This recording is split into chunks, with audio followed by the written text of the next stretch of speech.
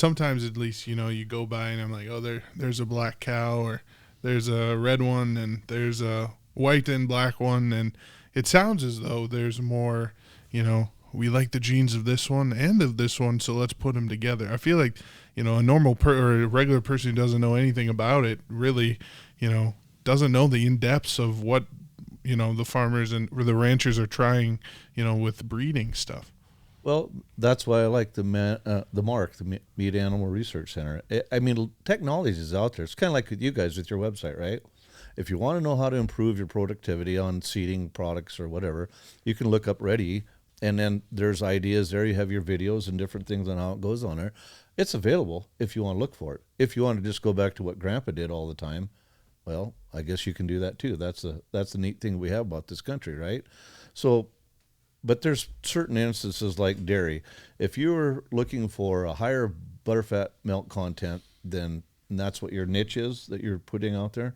You're not going to want to have a bunch of Guernseys, the black and whites. You're going to have a bunch of like Jerseys.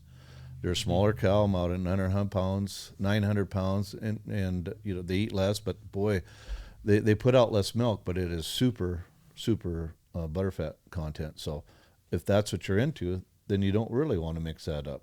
But if you want to have something else like volume, well, you're going to go for a big old, Holstein. You bet.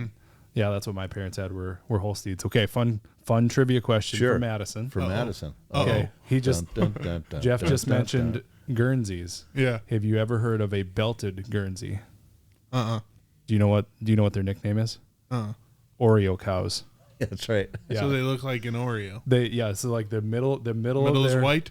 Yeah, the middle, their fur just looks like an Oreo. Yeah, their fur in the middle. It's probably, I don't know, it's probably like 2 feet wide, maybe 3 feet wide. But yes, They have this belt that goes around. It's the funniest looking thing. Yeah, yeah. There were some of those. I think there were some in Gackle actually when we would drive by there. And yeah, a belted Guernsey is called an Oreo cow. All right. When we do the reel, I'll pull up a picture of this thing. Yes. I think that somebody who has no idea about cows and stuff would be like, Oreo? No way. An Oreo cow. Right. And just for those people out there, these cows don't actually produce Oreos. Disclaimer. All right. That's disclaimer. right. But you can dip an Oreo cookie in what they produce. There you go. Yeah. Full circle. So Jeff, have you had any other breeds of cattle on your farm, or have you done any other livestock? Yeah, every once in a while the bull jumps over from the neighbor. So, but that's pretty much it. We've started out with Angus, and then my dad would buy just about anything that was like reasonable at the stock market, but we kind of changed that around, and so we went to Angus, and then we were all purebred Angus, and then I wanted to get more. I wanted to figure out, how do I increase production above what AIing does, and AI is artificial insemination, not artificial intelligence usually. Right.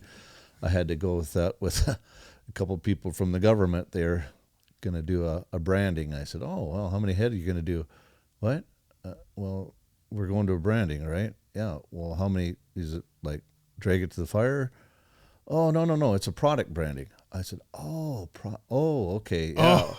There's a little bit of disconnect. We're on a different thing. And I told her, I said, now, when you talk about AI, I bet we're way apart on this whole thing. She said, yeah, okay, I bet we are. So, what percentage of your cattle do you AI then? None right now. None right now. Oh, okay. Yeah. I mean, the boys are I got 2 boys that are starting to take over. So we have done that, but we actually did embryo transfers too, which is really when you get into high-tech stuff, it's high cost. For us, it didn't pay off. You can flush a cow and get a bunch of embryos on a really good producing cow, and then now they have gene selection, so you can pick bulls or heifers, and the technology is there, and genomic testing, which is we're starting to get into that a little bit more, where you can test, the traits that you want to shoot for. So like I said, technology is really coming up pretty fast. It's interesting. I would bet right now the cattle industry probably uses only maybe at best 30-40%. I don't even think they're using 40%, to be honest with you, of the technology that's out there. Chicken poultry industry using like 90%. Hogs are probably 70-80% of the available technology out there.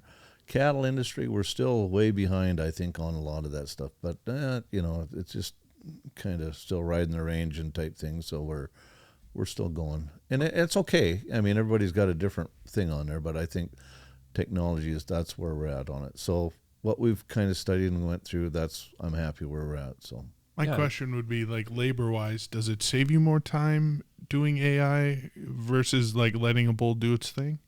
I guess that would be my question. Is it saving you any time? I don't think it saves you any time, but what you're getting out of it, genetics. So, I mean, if you can get a bull that, you go down to like the sale barn and somebody has a production sale and bulls are going for 3,000 to 5,000, average.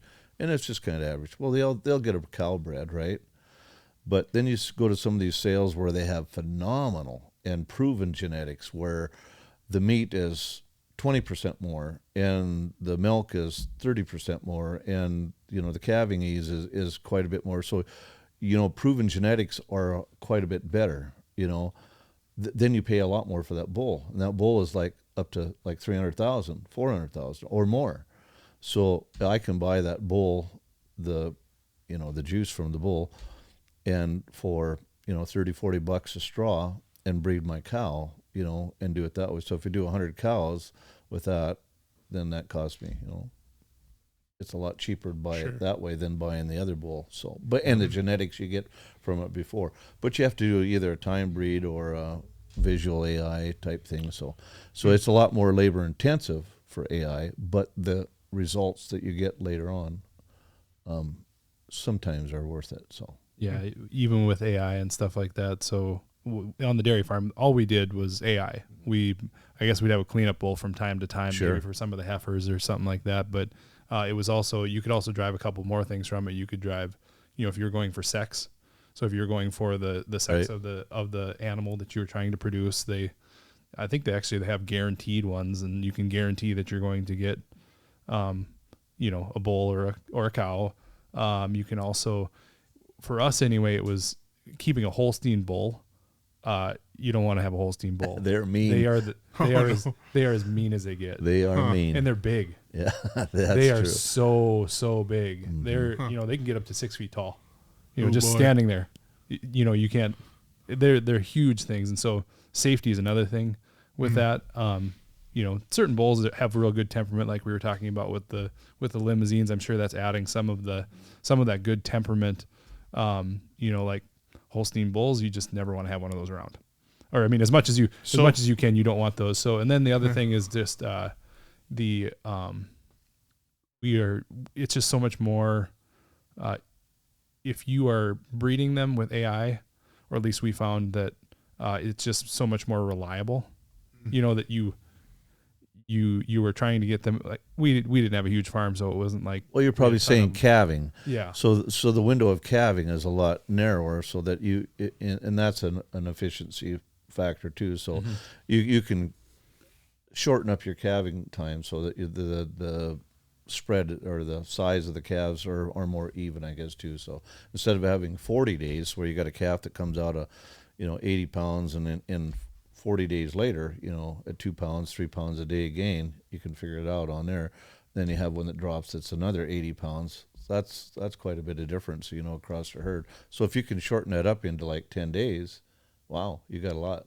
So, and the labor, right? So right, the labor, and just how much if you want to see how much somebody cares about something, cares about their job. I mean, it's way more than a job, but have them lose a calf, and it's one of the hardest things I think you ever watch is, it's almost like you're not quite like you're losing a child, but you know what I mean? It's it's really hard when you lose that animal that you've worked so hard for and you care about. And 9-month gestation. So the whole year is shot, for what you have on there. So you got cow salvage, but maybe it was a nice cow that you really liked, and so.